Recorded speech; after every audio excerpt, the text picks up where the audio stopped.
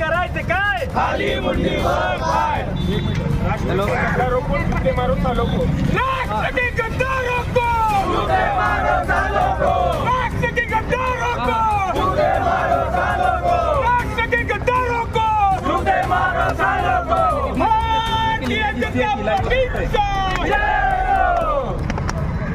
दुर्दैव म्हणून लाभलेल्या खासदार प्रणिती शिंदे यांनी काल लोकसभेच्या पवित्र सभागृहामध्ये भारतीय राष्ट्रीय सैन्याचा अपमान होईल असं चुकीचं वक्तव्य, सैन्याच्या कामगिरीला तमाशा असं संबोधलं। यासाठी मी प्रथमतः खासदारांचा निषेध करतो।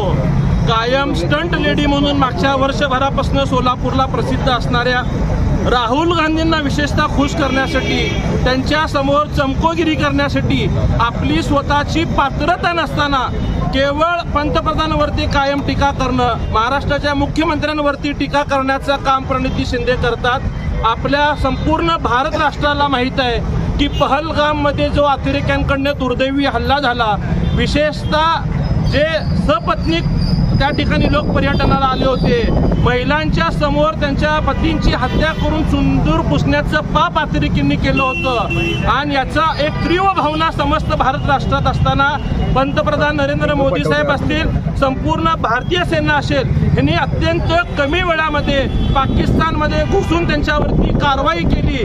आणि हे कारवाई करणाऱ्या ह्या हुमा कुरेशी ह्या भारतीय सैन्यातल्या सोबिया कुरेशी ह्या भारतीय सैन्याच्या महिला प्रतिनिधी असताना एखाद्या महिलेचं एखाद्या कारवाईचं समर्थन करणं अपेक्षित असताना त्या कारवाईच्या काळात आपण सगळ्यांनी पाहिलं की सगळ्यांनी पक्ष बाजूला ठेवून त्या कारवाईचं समर्थन केलं, पण केवळ राहुल गांधी समोर चमकोगिरी करण्यासाठी सभागृहाचं विशेषतः मीडियाचं लक्ष आपल्याकडे जावं म्हणून काल त्यांनी ऑपरेशन सिंदूरवरती शंका व्यक्त केली।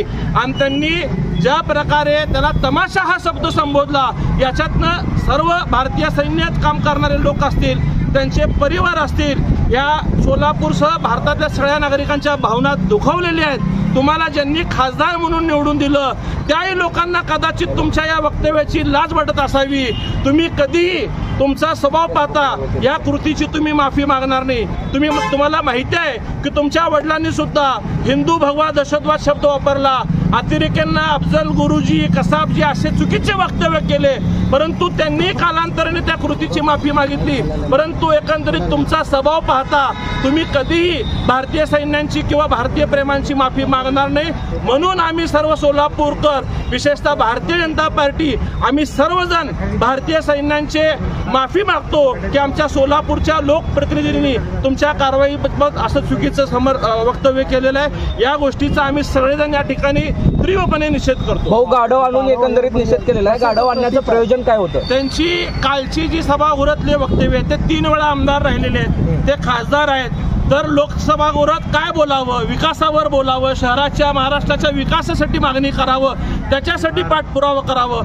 वर्षभरात एकही काम किती निधी आणला हे कधी त्यांनी सांगितलं नाही। एखादा आमदार, एखादा लोकप्रतिनिधी ज्यावेळेस विधानसभेत बोलतो, दुसऱ्या तिसऱ्या दिवशी तीच गोष्ट लोकसभेत मांडायचं, 5-10 वर्ष जी स्वतःला करता आलं नाही, त्या सगळ्या कृतीचा फक्त स्टंट करायचा, ही कालचं त्यांचं वक्तव्य हे गाढवापेक्षा पुढच्या अकलीचं असल्यामुळं त्यांना आज या ठिकाणी गाढव आणून त्याचा निषेध केलेला। पण सिंदूर ऑपरेशनवर प्रश्न उपस्थित करणे खासदार म्हणून सत्ताधाऱ्यांकडून तुम्ही सिंदूर प्रश्नावरती प्रश्न विचारणं वेगळं आहे। आपण पत्रकार महोदय, आपण ज्येष्ठ आहात, तमाशा या शब्दाचं आपण समर्थन करता का?